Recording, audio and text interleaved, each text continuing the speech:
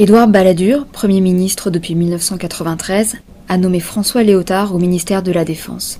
Renaud Donnedieu de Vabre est directeur de cabinet. Ce sont eux qui supervisent les contrats d'armement avec d'autres pays. Au sein du ministère de la Défense, la branche commerce et export de la direction des constructions navales cherche à vendre 3 sous-marins au Pakistan et 3 corvettes furtives à l'Arabie Saoudite.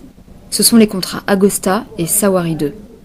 Pour gagner les appels d'offres, la DCNI commissionne 2 sociétés françaises, la SOFMA et la Sofresa, pour faire du lobbying, organiser les réseaux et payer des pots de vin, appelés pudiquement frais commerciaux exceptionnels. Ces commissions sont à l'époque légales. À la SOFMA, chargée de la vente des sous-marins, les contracteurs promettent 6,25% du montant global, soit 50 millions d'euros. Au printemps 1994, alors que les négociations dans les contrats pakistanais touchent à leur fin, le ministère de la Défense impose des intermédiaires supplémentaires. Ziad Taqieddine et Abdul Rahman Al-Assir, 2 ressortissants libanais déjà associés aux négociations saoudiennes pour lesquelles ils ont obtenu 200 millions d'euros.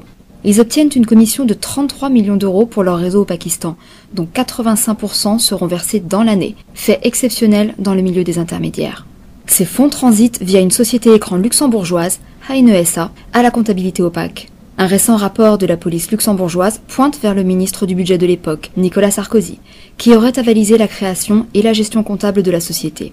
Certains estiment que Heine SA était en fait destiné à maquiller des rétrocommissions afin de financer la campagne présidentielle d'Édouard Balladur en 1995, dont Sarkozy était porte-parole. Mais c'est Jacques Chirac qui devient président. Rapidement, il demande à Charles Millon, nouveau ministre de la Défense, de vérifier les zones d'ombre autour des contrats d'armement. Il diligente une enquête de la DGSE envers l'entourage de François Léotard, suite à quoi Chirac demande au secrétaire de l'Élysée de faire cesser les commissions dont profitent les intermédiaires libanais. Ce sera chose faite dès 1996. En mai 2002, des employés de la DCN présents au Pakistan pour honorer le contrat Agosta sont visés par un attentat qui fait 14 morts, dont 11 ouvriers français.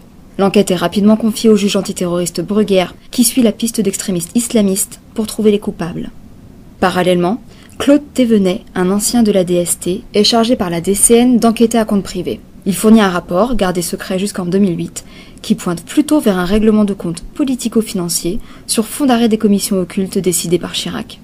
Le juge Marc Trévidic, qui a remplacé en 2007 le juge Bruguière, parti à la retraite, s'approprie alors cette thèse. Quant au juge Van Ruynbeck, il a lancé une enquête sur les rétrocommissions en 1995 à la suite d'une plainte des familles des victimes.